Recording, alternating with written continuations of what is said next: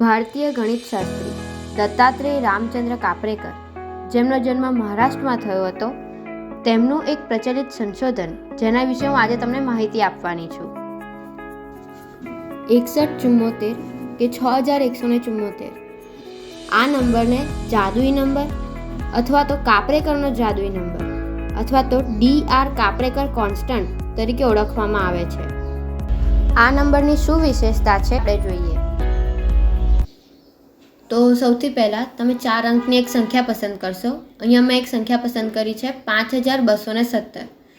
તમે જ્યારે સંખ્યા પસંદ કરો ત્યારે એની શરત એ છે કે તમે પસંદ કરેલી સંખ્યામાં કોઈ પણ 2 અંક સમાન ના હોવા જોઈએ, એટલે કે બધા જ અંકો જુદા જુદા હોવા જોઈએ.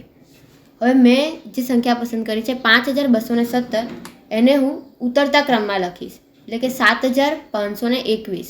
હવે આ જ અંકોને રિવર્સ ઓર્ડરમાં લખી આ સંખ્યામાંથી બાદ કરી દઈશ, એટલે મને જવાબ મળશે 6264. હવે આ 6264ને ફરી હું ઉતરતા ક્રમમાં લખીશ અને ફરી એનો રિવર્સ ઓર્ડર લખી એને એમાંથી બાદ કરી દઈશ, એટલે મને જવાબ મળશે 4176. હવે તમે આ ઓપરેશન કરતા રહેશો ત્યારે એક સમય એવો આવશે તમને બાદબાકીમાં જે જવાબ છે એ 6174 મળશે, જે કાપરેકરનો જાદુઈ નંબર તરીકે ઓળખાય છે. હવે આ જે બાદબાકી મળી 4176, એને ઉતરતા ક્રમમાં લખીશ અને એનો રિવર્સ ઓર્ડર એમાંથી હું બાદ કરીશ તો મને જવાબ મળશે, એટલે કે 6174. ચાલો એક બીજું ઉદાહરણ લઈએ. તો મેં એક બીજી સંખ્યા પસંદ કરી છે 8437. હવે હું એને ઉતરતા ક્રમમાં લખીશ, એટલે કે 8743. હવે એનો રિવર્સ ઓર્ડર હું લખીશ, અથવા તો જે 8437 છે એને હું ચડતા ક્રમમાં લખીશ અને એના ઉતરતા ક્રમમાંથી હું બાદ કરીશ તો મને બાદબાકી મળશે 5265.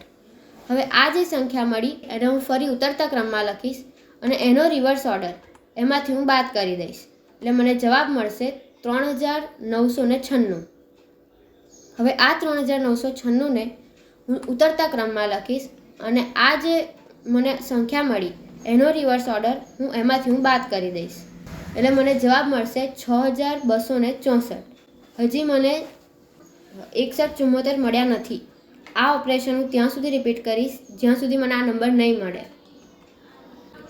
ફરી હું 6264ને ઉતરતા ક્રમમાં લખીશ અને આ જે સંખ્યા મળી એને હું રિવર્સ ઓર્ડરમાં લખી એમાંથી ફરી બાદ કરીશ તો મને જવાબ મળશે 4176.